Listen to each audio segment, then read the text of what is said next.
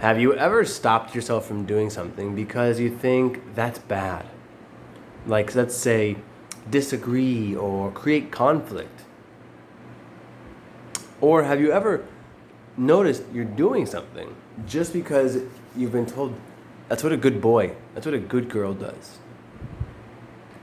The most rampant, disease that runs through society, according to Radical Honesty, is moralism. To divide our life into what's good or bad, what's right or wrong, is something that causes a prison for our lives by having us play a certain role in order to get validation or acceptance in our society. This is day number 6 of my radical act of self-love, and today I really want to speak about this because I recognize how much that I see other people really continue to strive for acceptance or a way to fit in with community because we are being, good, or because we are not being bad. Now, I imagine some of you may be thinking, well, yeah, it's bad to attack someone, to assault them, to abuse them, to rape them, to damage them in some way. And it's good to be kind. It's good to be supportive and helpful. While there is value for you and me in being kind, and there is pain or suffering caused by, being abusive,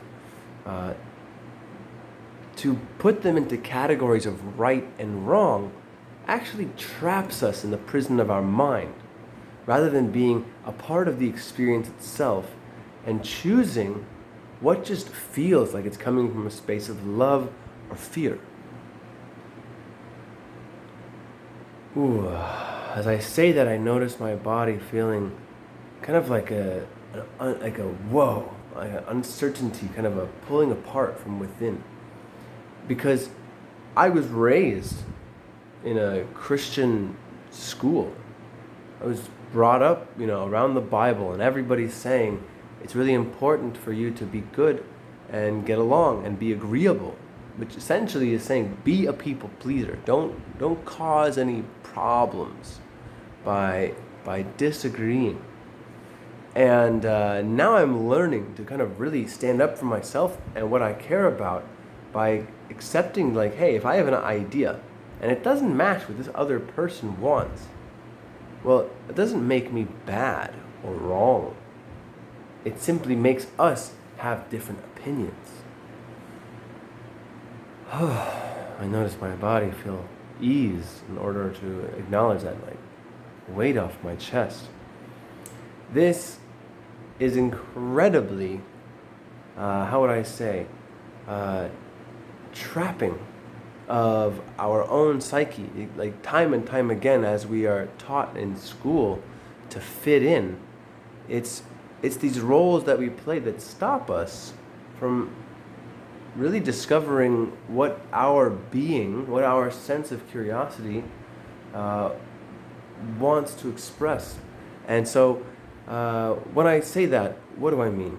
Let me take a breath.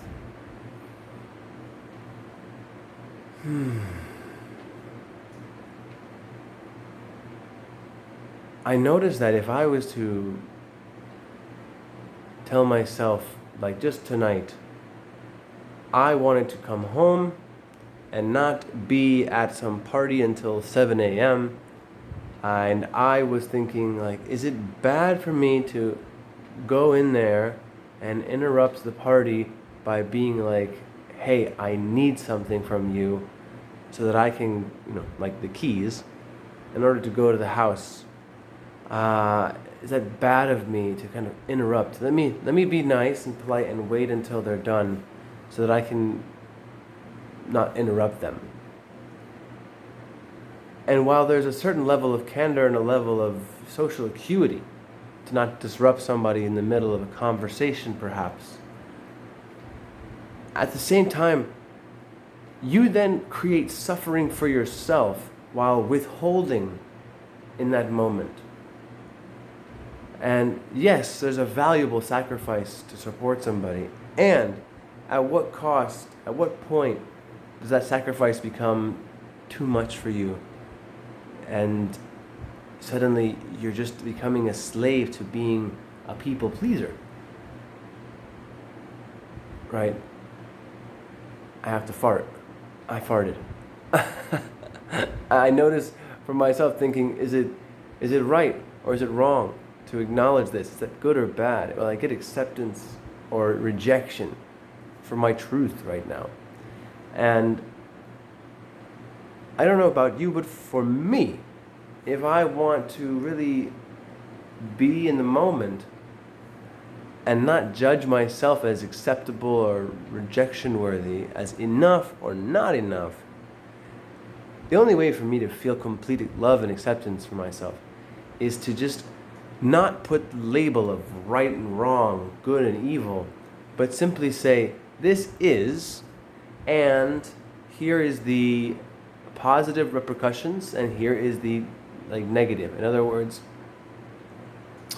by owning the fact that I did something, I guess we'll take this example that shows up, I farted, I can own it and talk about it and feel like, okay, that happened.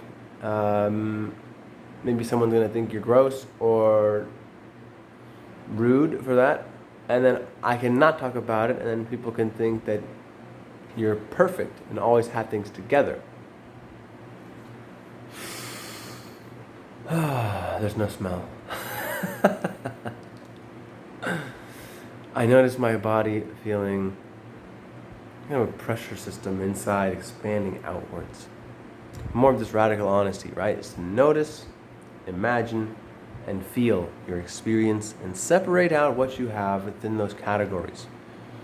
The facts, the imagination, and the sensations or emotions. Right now, I am feeling peaceful, like kind of a wave of soft pressure downwards.